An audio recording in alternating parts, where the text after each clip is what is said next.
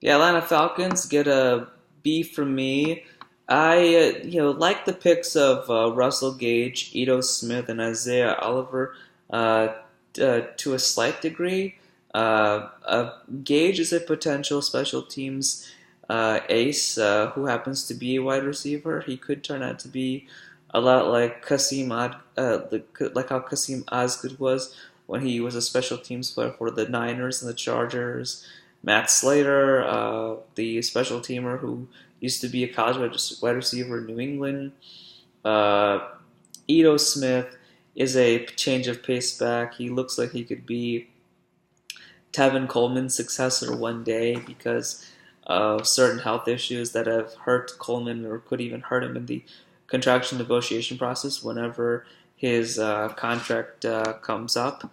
Contract and at the same time, you know, I get the feeling that Ito could find success the way Tevin did because Tevin had a lot of doubts from NFL draft experts, if not from respectable draft analysts, when he first came out of Indiana. Um, but but I think that with if they continue the zone blocking scheme over in Atlanta, Smith could finally could have some success there. Oliver is likely going to be a reserve corner in his first 2 years there, especially with Trufant and Alford being ahead of him. I'm not a big fan of the whole reserve corner unless the guy could play nickel, and you hope that Oliver could do that.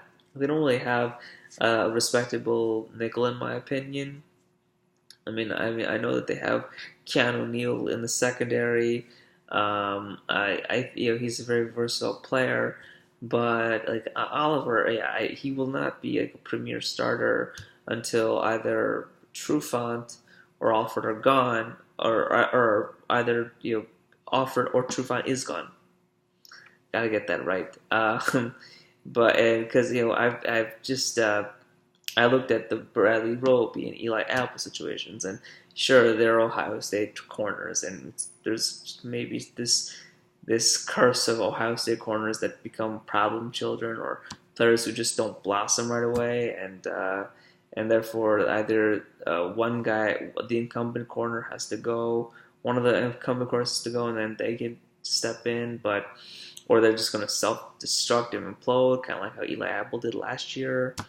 Um, but look, you hope that Oliver can get on the field and do something for the Falcons within the next 2 years, especially with Trufant and Alford on the roster. Lastly, though, the most important pick, Calvin Ridley.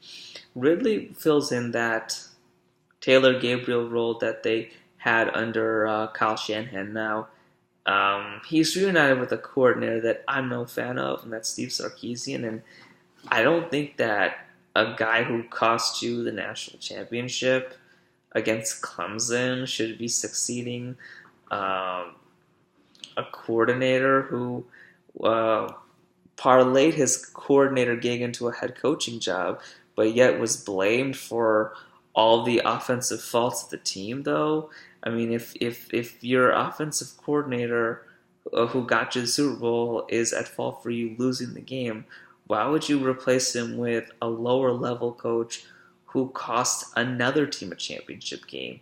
Especially when guys like Cody Kessler and other USC players, even University of Washington players, they didn't exactly find success under him. I mean, Safarian Jenkins had some success under Sarkisian, but it just great talent there. Bad play caller, bad visionary. This will not. This is. I don't see this working out in the long run. And so the Ridley selection will be fine, but it won't be better until they replace Sarkisian. Okay, this Sarkisian thing is not a recipe for success in the long term. I mean, they're better off having Raheem Morris uh, call the plays and figure out the design, considering that he is the wide receivers coach and in a piece with the Undefeated, Kyle Shanahan was quoted of talking about how Raheem really helped him and the offense, especially having a defensive backs coaching background prior to becoming the Falcons as a receiver coach. I mean, guy was good enough to be a head coach, and he's apparently good enough to transition from defense to head coach to defense and then to offense. There must be something good about him. I mean, he was only a head coach for the first time in 2009 at age 32, 33. So, these like a pick like Ridley, it could be better under not just somebody else other than Sarkisian, but under like the weirdest but the most unconventional selection of all time when it comes to offensive coordinator. This Sarkisian move was not unconventional.